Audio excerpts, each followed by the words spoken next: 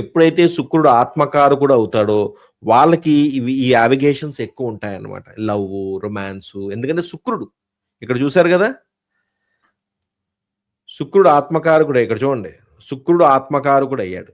ఎప్పుడైతే శుక్రుడు ఆత్మకారకుడు అయ్యి మళ్ళీ పూర్వ ఫాల్గుని నక్షత్రంలో ఉన్నాడు. ఇక్కడ పక్కన పిపిహెచ్ పూర్వ ఫాల్గుని నక్షత్రం అంటే ఏంటి? పూర్వ ఫాల్గుని కూడా ఒక రొమాంటిక్ నక్షత్రం. అది అన్ని నక్షత్రాల్లో కల్లా పూర్వ ఫాల్గుని చాలా రొమాంటిక్ నక్షత్రం.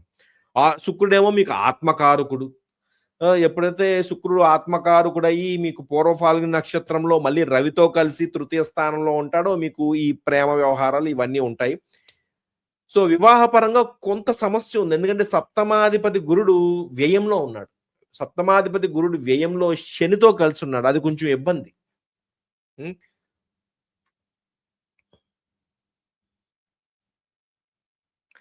మీది నార్మల్ అరేంజ్డ్ మ్యారేజ్ అవే అవకాశాలు ఎక్కువ కనపడుతున్నాయండి. అరేంజ్డ్ మ్యారేజ్ అయ్యే అవకాశాలే ఎక్కువ కనపడుతున్నాయి. కానీ ఇంకా దానికి లోతుగా డీటెయిల్‌గా చూడాలి. లవ్ మ్యారేజ్ అంటే లవ్ మ్యారేజ్‌కి కొన్ని స్ట్రాంగ్ ఇండికేషన్స్ ఉంటాయి. అవి మీ జాతకంలో కనపట్లేదు. లవ్ మీలో లవ్, రొమాన్స్ ఈ యాక్టివిటీస్ ఎక్కువ మీకు పర్సనాలిటీలోనే అవి ఉంటాయి తప్ప లవ్ మ్యారేజ్‌కి అంత స్ట్రాంగ్ ఇండికేషన్స్ కనపట్లేదు. దానికి వేరే కాంబినేషన్స్ ఉంటాయి.